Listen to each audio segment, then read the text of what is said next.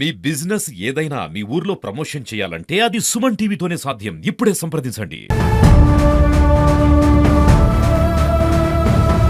మీరు మార్చుకోర్రి, పిల్లలకు మంచి ఫుడ్ ఇవ్వాలనే మన ప్రభుత్వ లక్ష్యం.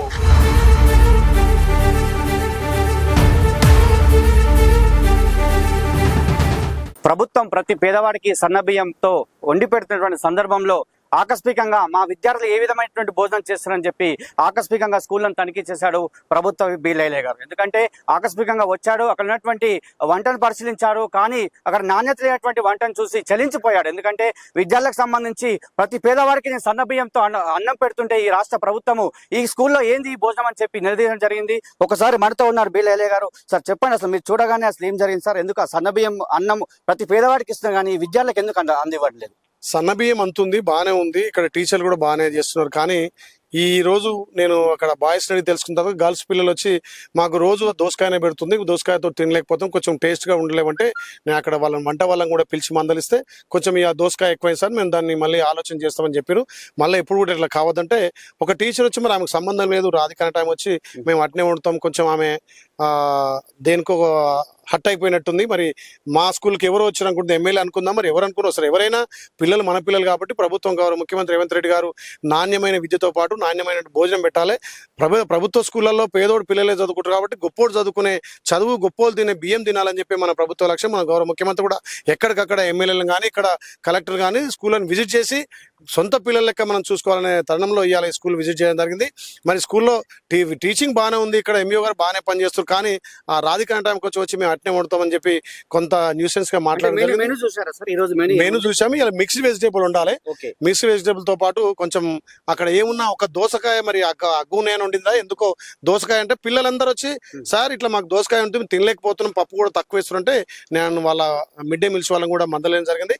లేదమ్మా ఇప్పుడు నాణ్యమైన విద్య చేయాలి, మీకు డైట్ ఛార్జీలు పెంచాము, అన్ని విధాలా మీకు వసతులు కల్పించాము, ఇక్కడ కిచెన్ షెడ్ కూడా ముందునే మంజూరు చేసి అత్వరలో కిచెన్ కూడా కట్టబోతామంటే ఆ టీచర్ ఒకటి మరి అవగాహన లేకుండా విద్య మాత్రం బాగానే చెప్తారు, విద్యా బోధనలు మాత్రం మంచి బాగానే చేస్తుంది, కానీ మరి అందుకు ఇలా కల్పించుకొని మేము అట్నే వండుతాం అట్నే చేస్తాం బాగానే ఉందని కొంచెం అగ్రెసివ్గా మాట్లాడింది. సరే, అది మాట్లాడడానికి వాళ్ళ పై అధికారులు కూడా తెలియజేసినాం. ఏదున్నా మా ప్రభుత్వ లక్ష్యం, మా గౌరవ ముఖ్యమంత్రి జేఎం ఒకటే, కార్పొరేట్ స్థాయిలో పేద విద్యార్థులు కూడా విద్యను అనుభవించాలి, విద్యను అభ్యసించాలి. అదేవిధంగా గొప్పోడు తినే బియ్యం, సన్న బియ్యంతో పాటు అన్ని విధాల మిక్స్డ్ వెజిటేబుల్ కానీ ఇక్కడ ఎగ్స్ కానీ మంచి నాణ్యమైనటువంటి భోజనం కూడా అందియాలనే లక్ష్యంతో పనిచేస్తున్నాం. అందులో ఇవాళ ఈ గుట్టలో నా సొంత నియోజకవర్గం, సొంత మండలం కాబట్టి దీని విజిట్కి వస్తే కొంచెం నాకు కూడా బాధ కలిగింది. ఎందుకంటే పేద పిల్లలు మంచి విద్యను అనుభవించి మంచి భోజనం అనుభవిస్తేనే వాళ్ళు శారీరకంగా దార్ఢ్యంగా ఉంటారు. కాబట్టి ప్రభుత్వం ఇన్ని వసతులు కల్పిస్తున్నా ఎందుకు ఈ రకంగా వాళ్ళు చేస్తున్నా కొంచెం నాకు బాధ వేసింది. దానికి సంబంధించిన ఆఫీసర్లకు కానీ అక్కడ ఎంఈఓ గారు చెప్పడం జరిగింది, అక్కడ కలెక్టర్ గారితో మాట్లాడడం, అదేవిధంగా ప్రిన్సిపల్ సెక్రటరీ కూడా చెప్పడం జరిగింది. ఏదున్నా ఈ ప్రభుత్వం పేదోళ్లకు మంచి నాణ్యమైన విద్యతో పాటు పౌష్టికాహారం, నాణ్యమైనటువంటి భోజనం కూడా అందించాలనే లక్ష్యంతో పనిచేస్తున్నాం. సార్, నియోజకవర్గంలో చాలా స్కూల్స్ కూడా ఇదే సమస్య ఉందని చెప్తున్నారు. అదేవిధంగా సోషల్ వెల్ఫేర్ హాస్టల్స్ కానీ, అదేవిధంగా బీసీ వెల్ఫేర్స్ కానీ, వీటిలో కూడా ఈ సమస్య తలెత్తులని చెప్తున్నారు. వాటిపైన మీరు ఇంకా ఏమన్నా తిరిగి చూసి ఉందా? గత ప్రభుత్వాల కంటే ఈ ప్రభుత్వం వచ్చిన తర్వాత గౌరవ ముఖ్యమంత్రి రేవంత్ రెడ్డి గారి నాయకత్వాన మంచి బోధనతో పాటు మంచి విద్య అందించడంతో పాటు మంచి భోజనం కూడా అందిస్తున్నాం. అప్పటికంటే చాలా మెరుగైన ఇంకా కూడా కొన్ని వసతులు కల్పించాల్సిన బాధ్యత మా ప్రభుత్వం మీద ఉంది. అక్కడక్కడ ఏమైనా లోటుపాట్లు ఉంటే కూడా నేను పర్యవేక్షించి అక్కడ గురుకులాలు కావచ్చు, బీసీ హాస్టల్ కావచ్చు, మైనారిటీ హాస్టల్ కావచ్చు కూడా అన్ని ఎప్పటికప్పుడు పర్యవేక్షణ చేస్తున్నాం. ఇంకా నాణ్యమైన విద్య అందించడంతో పాటు వాళ్ళకు నాణ్యమైన భోజనం కూడా అందించాలనే సంకల్పంతో ఆకస్మిక తనిఖీలు చేస్తాం. అందులో భాగంగానే ఇవాళ వచ్చినాం.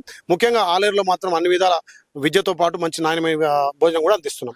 ఓకే. ప్రతి పేదవాడి పిల్లవాడు చదివే ప్రభుత్వ పాఠశాల కావచ్చు, సాంఘిక సంక్షేమ హాస్టల్ కావచ్చు, బీసీ వెల్ఫేర్ కావచ్చు, అందరి విద్యార్థులు కూడా మా పిల్లలు అనుకునే నేను రావడం జరిగింది. కాబట్టి ప్రతి పేదవాడి పిల్లవాడికి విద్యతో పాటు అదేవిధంగా భోజనం ఉండాలనే ఉద్దేశంతోనే వచ్చానని చెప్తున్నారు. ఎక్కడ కూడా ఎలాంటి అవాంఛనీయ సంఘటనలు జరిగినా కూడా ఎట్టి పరిస్థితుల్లో నేను ఊరుకోనని చెప్పినటువంటి సందర్భం చెప్పవచ్చు. ఇది హాస్టల్ దగ్గర ఉన్నప్పటి కెమెరామెన్ గురునాథ్తో శరత్. మీరు మార్చుకోర్రి, పిల్లలకు మంచి ఫుడ్ ఇవ్వాలనే మన ప్రభుత్వ లక్ష్యం.